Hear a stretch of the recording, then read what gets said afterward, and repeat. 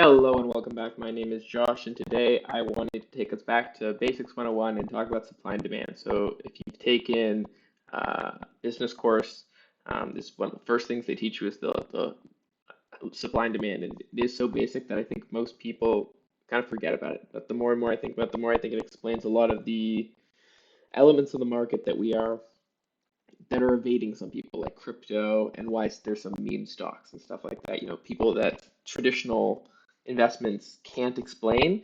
And I think supply and demand actually does a great job of it. So I want to discuss it. So just to explain briefly, here we have supply, that's the blue line, and we have demand. We're going to look at D1 to start.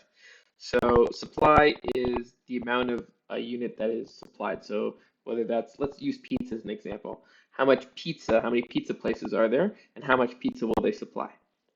And demand is how many people want pizza. And at the bottom we have Q, that's the quantity, and here we have the price.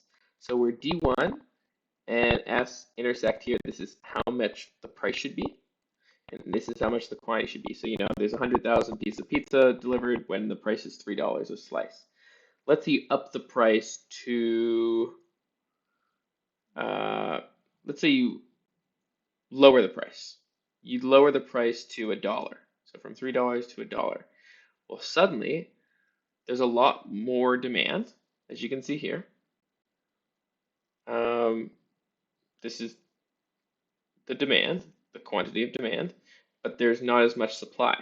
So people want more pizza when it's cheaper. Maybe someone said, "Hey, I'll just cook at home. Oh my God, pizza's that cheap? I'll get it." But people don't want to make pizza when it's cheaper because, like the Pizza or Pizza Hut or Domino's or whatever, they don't want to make as much pizza when they're not going to make as much money. And the opposite happens when the price goes up. When the price goes up a lot, there's a lot more people. The supply also, you can see, goes up. Hey, I really, really, really like here. Let's take the price all the way up here. Suddenly it's $10 for a slice. Suddenly everyone wants to make pizza if there's $10 a slice. But the demand for it is a lot lower. As you can see, here's the demand way down here. Sorry. Demand's way over here. This is the quantity. So there's less demand for pizza. And so you see here there's a gap. So there's a lot of people trying to make pizza and not a lot of people buying it, and the opposite when the price is low. There's a lot of people demanding it, but not a lot of people making it, which is why they say generally it meets right here at the equilibrium, so that there's not more supply, there's not a bunch of pizza that's going to waste, and there's not a lot of people going hungry who want pizza and can't get it. Now, we'll talk about the D2. So this is when the demand shifts. So as you can see, this is the demand curve. This means that this is the current demand. And the only thing that's changing here is the price. Here, suddenly more people want pizza. We've changed tastes, we've improved pizza, we've marketed it, and now suddenly everyone says, wow, I just had my first slice of pizza. It's 1950s. I want pizza. As time goes on, tastes change.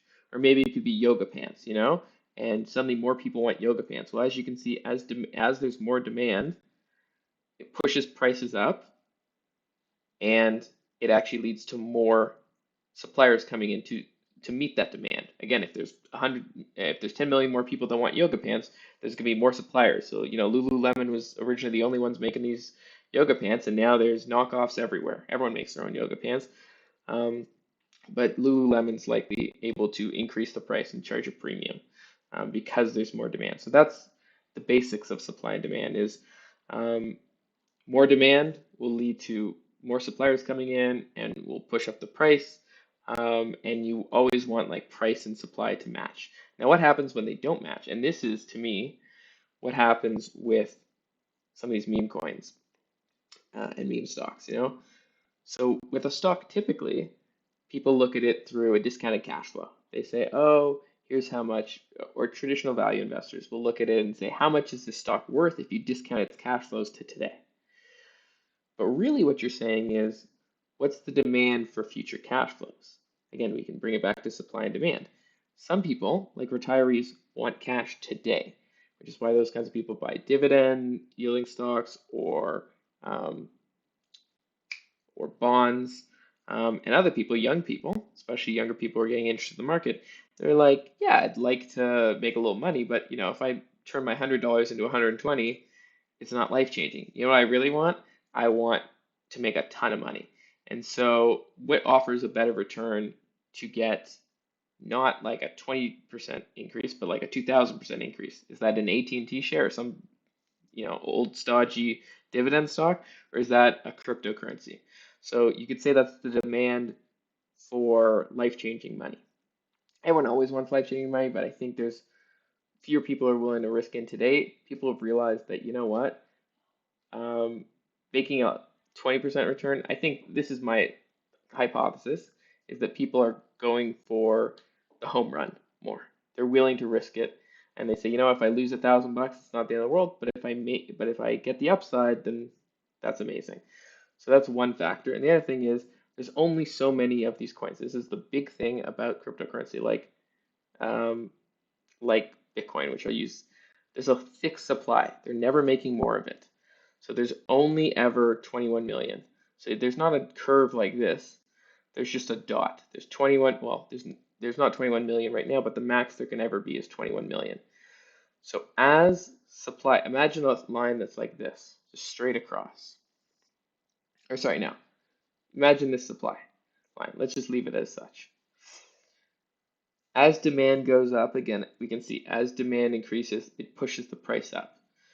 So if the supply is fixed, sorry, the line would not be like this. The line would be like this because it's a fixed quantity.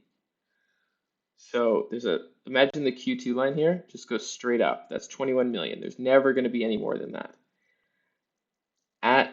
As the demand increases, rather than, you can see here, the price goes up a little because the supply is curved. If the supply was straight up here, let's use the Q1 line actually. So if the Q1 line went straight up, you can see here, it would intersect with the D2 here, which is a higher price than here. So instead of P2, which is here, price would be here. So again, because you have fixed supply, but there's more and more demand coming into Bitcoin, that's really rocketing up the price. So again, it's just supply and demand for that. And I really do think, same with the meme coins, people want to be owning AMC or Tesla. They're not thinking about the cash flows. They're thinking about, I want to own this unique collectible, which leads into my theory about NFTs, the number one thing that's hot in the market right now, and that are unique collectibles. These are fixed supply items. There are only so many CryptoPunks. There will never be more.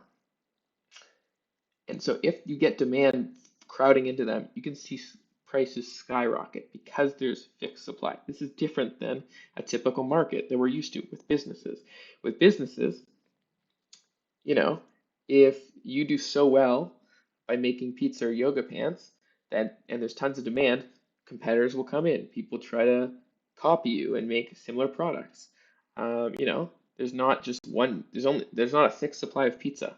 As people want more pizza, more people come into the market. Domino's makes more stores, and they compete heavily with Godfather and with Pizza Hut. But with crypto, and especially with these stocks that are signaling to the market something. Hey, I'm a Tesla bull. You can wear that as a badge of honor in a Discord, in a YouTube comment section, on Reddit. These are the things that give you some semblance of authority. Oh wow, look how many Tesla shares he has. He must have bought them when it was not as high priced, and he's a Tesla bull, and that gives him you're part of the community, right? It signals to people that you're part of the community if you own the same kind of cryptocurrency. And this is similar to luxury goods. So luxury goods, when you think about it, why would you buy them? Like, what do? They don't really have utility. The fact is, people buy luxury goods like Lamborghinis or Birkin bags. You don't actually want tons of people to buy it. You want very high demand, but you don't want high supply. You don't want everyone to have a Birkin bag. That gets rid of the luxury element. So they intentionally have less supply than there actually is demand to jack up the price. Again, if you have less supply, if you price it higher, so here, if you price things all the way up here, there's going to be less.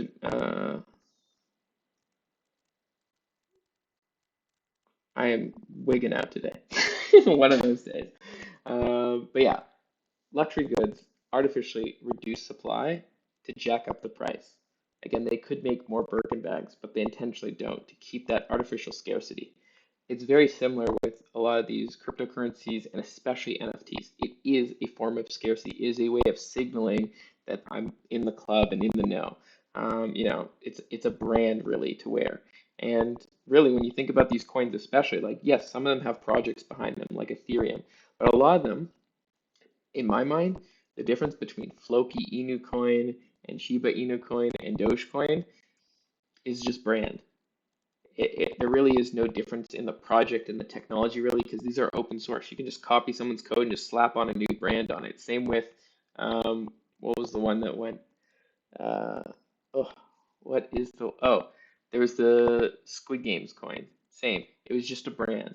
And that's really sometimes all this is it's a brand, but that brand people demand it. They want it. Why? Again, it's different than I want a blender because I'm going to make something with it or it's going to give me utility. It's people want to feel a part of something and that's what they're doing. So the brand has value in and of itself.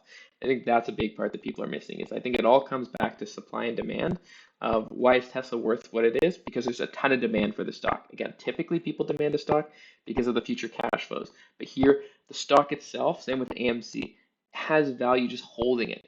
Being an AMC ape as my friend likes to say. Shout out to you, Scott, who's big into the meme coins, and he was kind of again the inspiration for this episode. He's always into these meme ones, and he feels a part of a community, and that's really what he likes, and that's why these prices go up. Again, they're not at all based on the cash flows, the discounted future value, PEs, nothing like that. It is almost a status symbol. It is a unique collectible. I own an AMC share, just like I own an NFT. That's really how I think about it. So hopefully this was helpful. Maybe not. I know it's a bit confusing, and I didn't do with the limited tools I have here with my mouse. But basically, there's more demand for certain goods, and that is leading to skyrocketing prices, especially when you have fixed supply, which is the case with NFTs and cryptos. And that's really the biggest takeaway is look for consumer demand. When you see consumer demand, you're going to see an increase in price, especially in these unique collectibles, which are, and that's kind of the element that we're missing from stocks.